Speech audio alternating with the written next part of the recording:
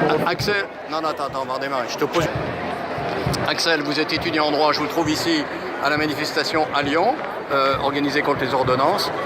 Vous, qu'est-ce qui vous conduit, étudiant en droit, à cette manifestation? C'est plutôt une...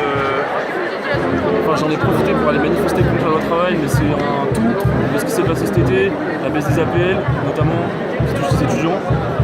Après on nous dit oui, on n'est pas à 5 € près par mois, des gens qui sont à 5 € près par mois, moi j'en connais. Donc c'est la première raison qui m'a poussé à manifester. Les réformes à venir aussi, il veut sélectionner à l'entrée en université, je suis totalement contre. Je pense qu'il y aura des manifs, il veut toucher au système des retraites, pour avoir un système à l'anglo-saxonne, truc que j'accepte pas du tout. Et par rapport à la loi travail, c'est la façon dont c'est fait déjà, un peu dictatorial, on fait passer par ordonnance, on a déjà eu le 49.3 l'année dernière, là c'est l'ordonnance. Et c'est une manifestation contre le gouvernement en général, enfin, le gouvernement d'ultralibéraux. Donc, pour moi, c'est pas du tout. C'est pas. Comment dire. Pour moi, en fait, à terme, l'ultralibéralisme va pousser à la montée de l'extrême droite ou de la gauche. J'espère que ça sera de la gauche, mais je pense que ça sera carrément de l'extrême droite. Et c'est pas du tout ce que je veux. Et du coup, voilà, je viens manifester contre l'ultralibéralisme. Sur votre banc, vous avez une pancarte à la main? Ouais. Qui dit vos révoltes. Vous avez aussi un badge de la France Insoumise. Alors est-ce que aujourd'hui, le 21 septembre, encore un appel de la CGT, le 23 septembre, est-ce que ça fait pas trop en termes de manif? Carrément pas. J'espère qu'il y aura d'ailleurs d'autres dates entre le 13 et le 21.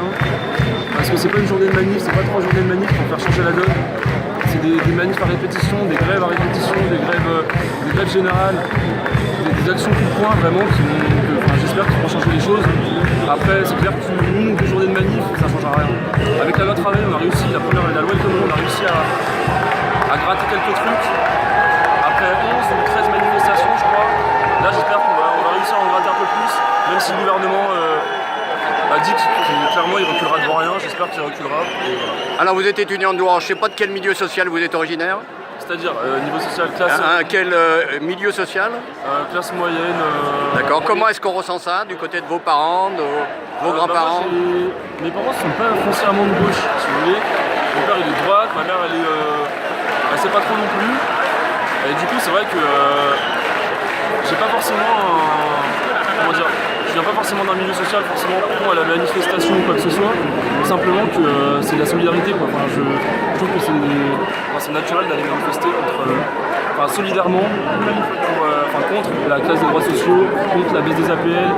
Et ce qui m'énerve c'est que parallèlement à la baisse des APL par exemple, pour gratter 300 millions d'euros par an, on va aller à côté diminuer l'ISF de 3 milliards d'euros pour gaver les plus riches quoi. Enfin, c'est ça et du coup c'est ce genre de politique qui me dégoûte. Voilà.